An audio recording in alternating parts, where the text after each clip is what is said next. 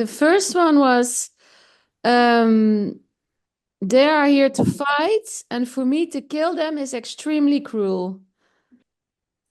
I have to kill them all. So how can I be heartless and kill them? Argument. And then the second is, even if I win this battle, what will I get out of it? What is left? So he says, I will get a big, huge kingdom, all the opulence, all luxury, but it's not going to make him happy. So why should I kill them?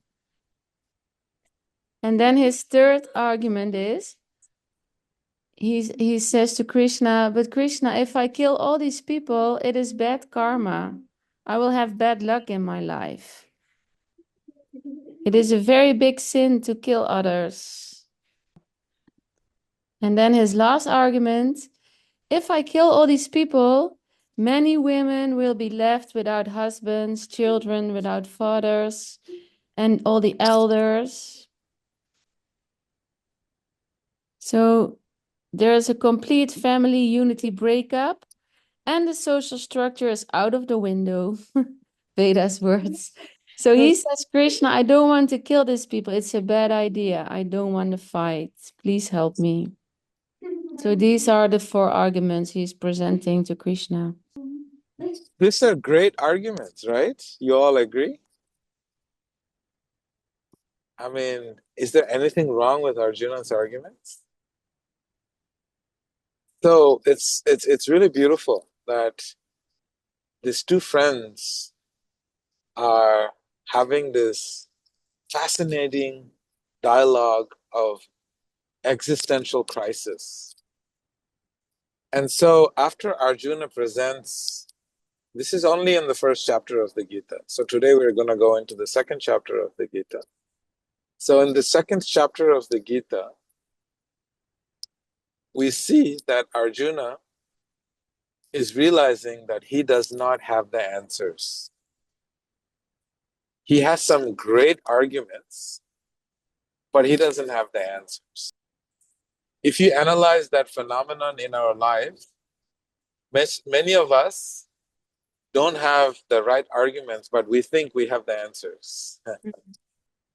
So we become even more confused. So in this situation, when you have all the arguments on why you shouldn't do something, and you don't have a very clear answer, what should you do? And this is where Bhagavad Gita begins. It's a very beautiful junction. So divine knowledge can only be opened when we come to a point of crisis where we don't know where to go.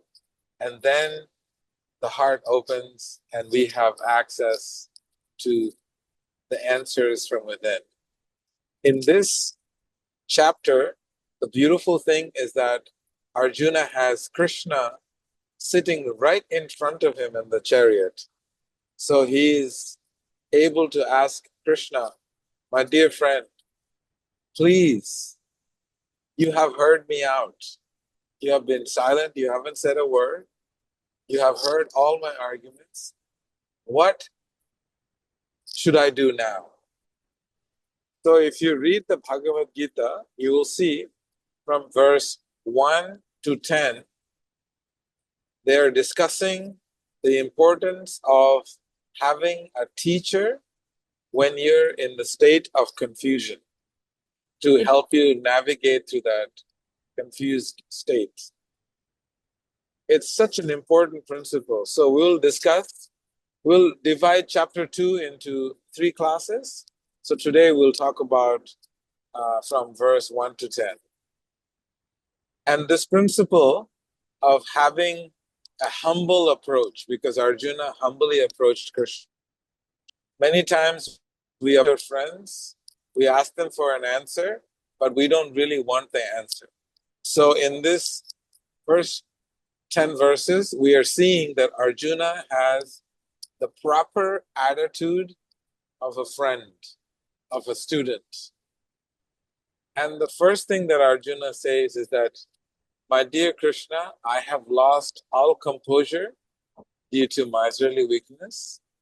And so what Arjuna is basically saying is an acknowledgement of his state of consciousness. Many times when we present our problems, we never present the state of consciousness that we are in. We only simply present a problem. Arjuna, on the other hand, he is presenting an argument, then he is showing and explaining to Krishna that there is something fundamentally wrong in his understanding, because otherwise he would be not in this state. And so this acknowledgement is a sign of Arjuna's humility.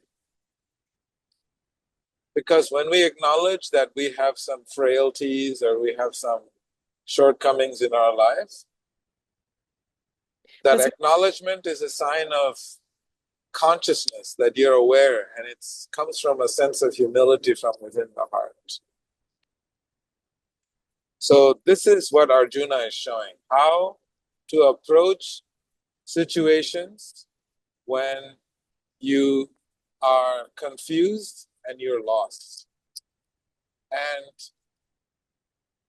Krishna then explains to Arjuna only when Arjuna humbly approaches Krishna for help. We have to be very careful to try and give solution to others and help others without them even asking for help. We sometimes can be so quick to give people guidance. But if you start to give guidance to someone who is not in the right state of mind, then you may be wasting your time. So this is what this exchange is showing, that Arjuna has the right state of mind and the right state of consciousness, and he is humbly approaching Krishna. And then only Krishna opens his mouth.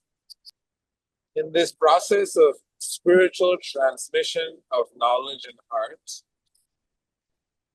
the degree of humility of the students will determine the flow of love and knowledge that is disseminated from the heart of the teacher.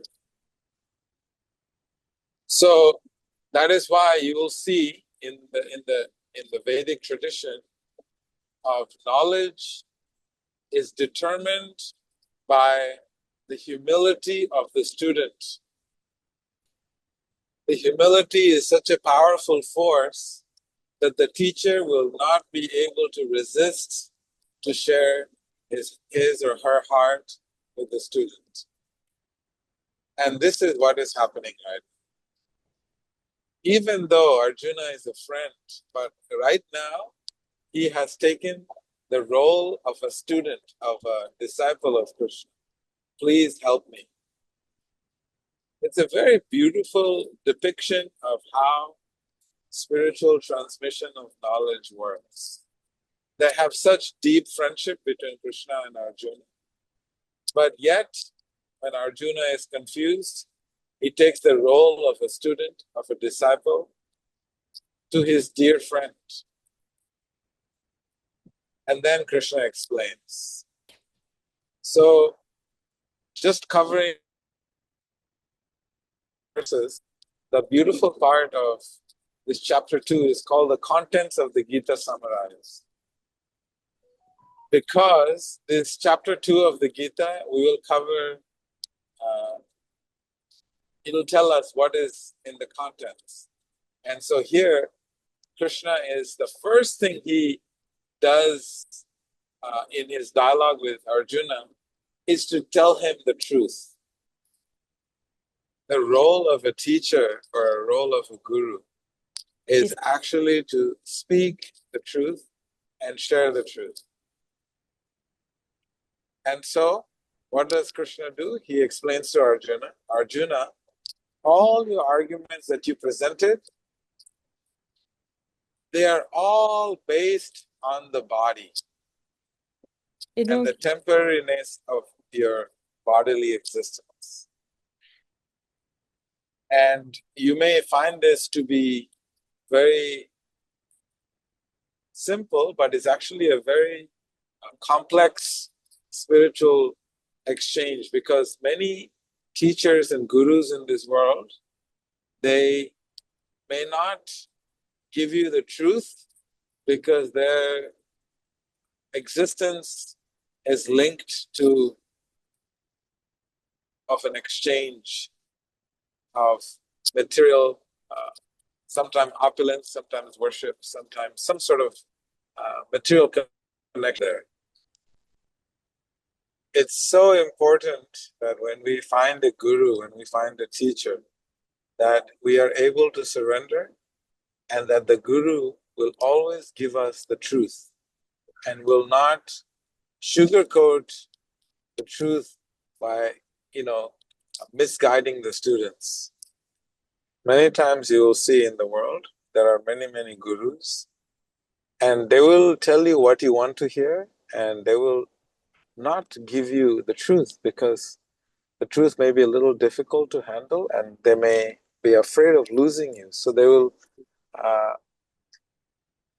withhold the truth, and as a result, they will have many, many followers, and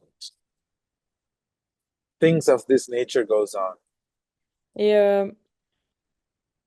So Krishna is not that guru. Krishna is not that teacher that's going to withhold the truth. Krishna immediately points out to Arjuna, and tells him, my dear Arjuna, you are speaking so many eloquent words and so many amazing arguments, but you're missing the real point. The real point is that all your arguments are based on the body, is based on the temporary existence of the body, and not the true nature of the soul. Arjuna is saying, my family, my kingdom, society, that he's presenting, and karma, all of this he's presenting, it's all related to the body. Karma and all of this are related to the body. It has nothing to do with the soul, the true nature of our existence.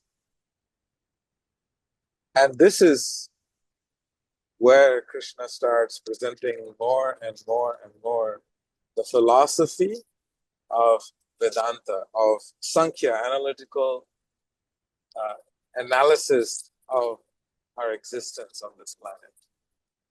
And so this is how chapter 2 begins. A beautiful, humble approach by Arjuna, and Krishna presenting the truth from his perspective, so that Arjuna can see from the lens that Krishna is seeing the world. See, we have to keep in mind, between a guru and a disciple, what happens is an exchange or an upgrade of the lens with which we see the world and we see our lives and how we interact with it. Arjuna's lens was not very clear, and so that's why he was not able to see things properly. And Krishna needed to help him to clean his lens so that Arjuna could see properly. And finally, when Krishna helps Arjuna to clean his lens, then Arjuna tells Krishna at the end of the Gita, thank you, Krishna, now I can see properly. But this process of changing the lens takes a level of surrender and a level of sincere humility. So this is our discussion for today on chapter 2. We just covered verse 1 to 10, and then I think we covered 5 more verses where Krishna will explain more the true nature of the soul. So we have to keep in mind that our only friend that can actually be considered a friend is God. No one in this world can fully claim to be your best friend, because Bhaktivinoda Thakur, he explains, Ami bina bandhuar kya che tomar.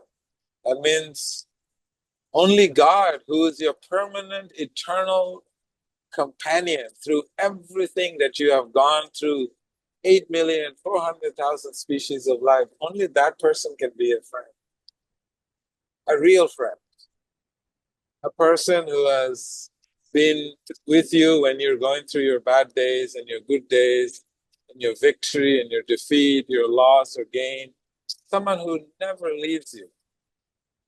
So that is what the super soul is.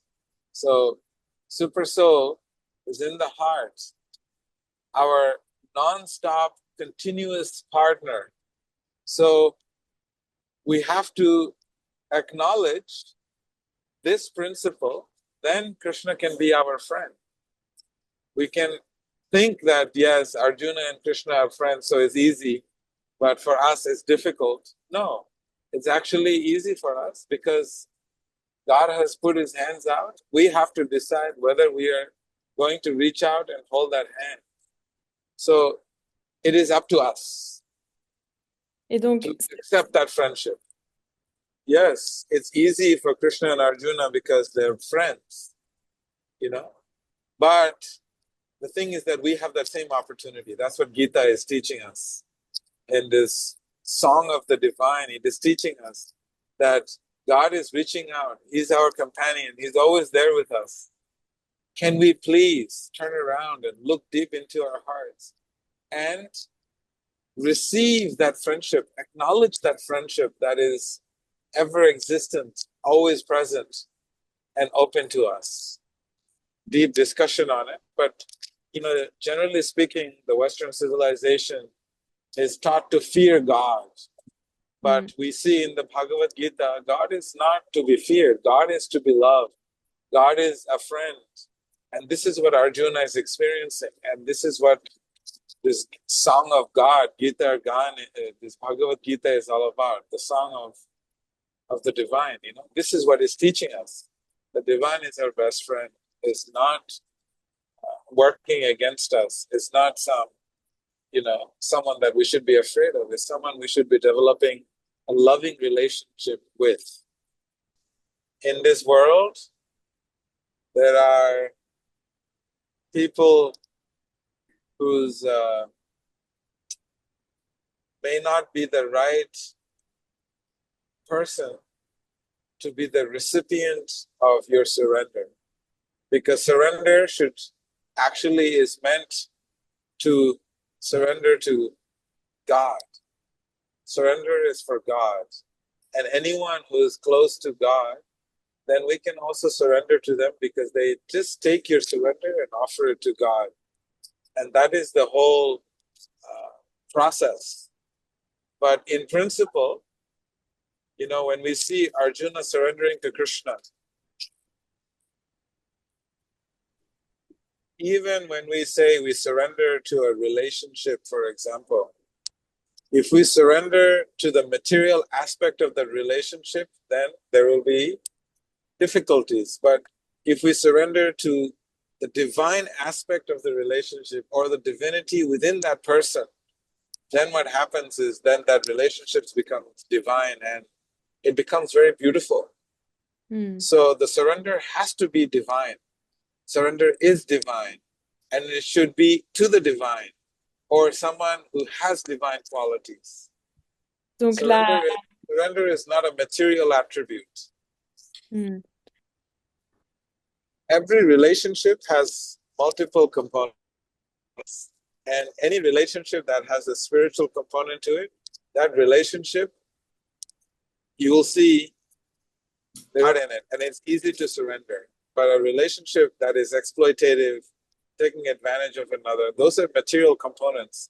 And those relationships, they have a lot of struggle because, there is a conflict whether I should surrender or not, because the spiritual element is not there. Most gurus in this world, we have to be extremely careful because gurus, in India, they have a lot of factories, they manufacture gurus. Be careful of that. And in the fourth chapter of the Gita, we will discuss this topic in detail.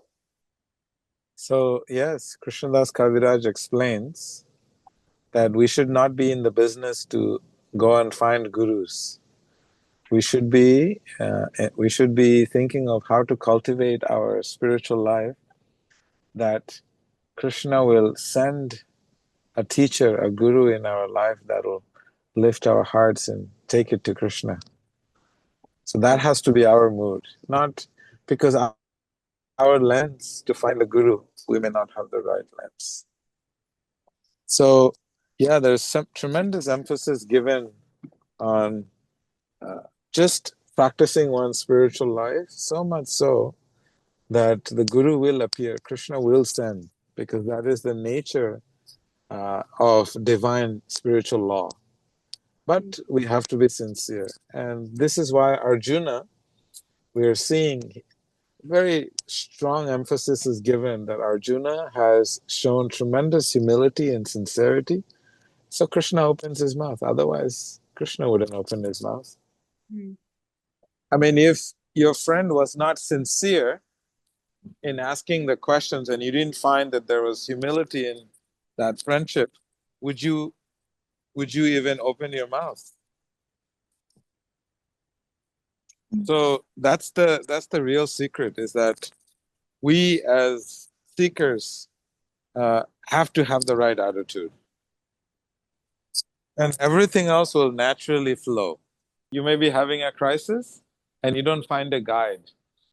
I mean, it's a very interesting perspective, but the question that arises is, have you are you how sure are you that the guide has come into your life, and you are just so obsessed with yourself that you are not able to find that guide? Sometimes God can come right in front of you in person and you will still not recognize it.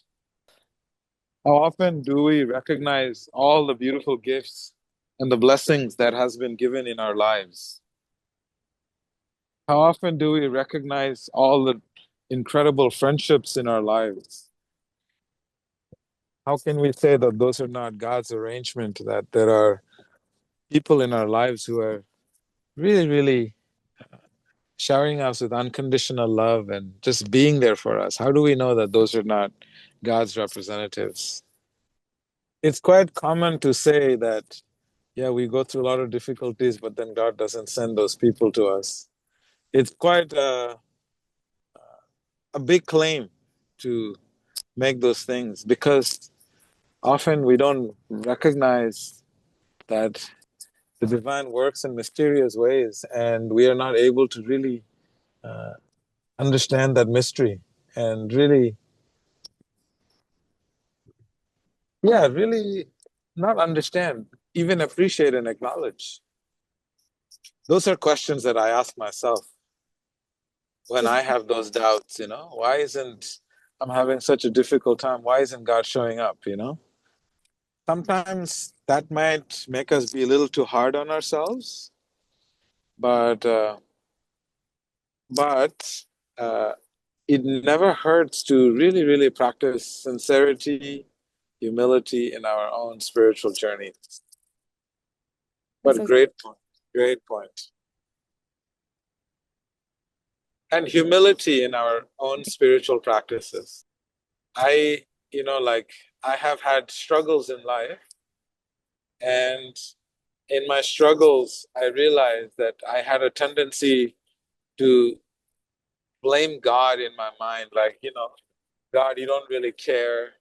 Why aren't you showing up? Why aren't you giving me the answers? Just tell me what to do, and I'll just follow. And all these things, and mentally, we question God and we have this internal dialogue with God. I didn't take the time to pause and think of all the beautiful friendships and the gifts that that I was already given. Bhaktivinoda Thakur, he writes very beautifully. He actually, laments in his poetic writings that it says, Krishna, everything is yours. You have given me everything to use. And I keep forgetting that it is yours, and I keep trying to claim that it is mine. So I live in this illusion that that which is yours is mine. But in all reality, that which is mine is yours. Mm. Let us just simply focus on our humility and our sincerity in our daily sadhana practices. And you watch what miracles happen in your life. I'll leave you with this thought. I'll just leave you with a few thoughts. The morning sadhana, where we do our japa meditation, it explains that simply by sincerely doing your japa meditation, simply by that, with sincerity and humility, whatever it is that you want to manifest in your world will be manifested. Material wealth, prosperity, beauty, spiritual enlightenment, peace, whatever you want. Sincerely and humbly sit and do your japa meditation. Whatever you want. It just requires sincere, humble, daily dedication to a small sadhana practice. It's not complicated. It's actually very simple. You want a guru, you want enlightenment, you want knowledge, you want beauty, you want money, you want husband, you want wife, whatever you want. It's such a simple method, but we are not able to do it. And that's why we are trying so many other modalities to get what we are trying to get that easily is accessible. Because it explains Namnamakari Nija Sarva Shakti.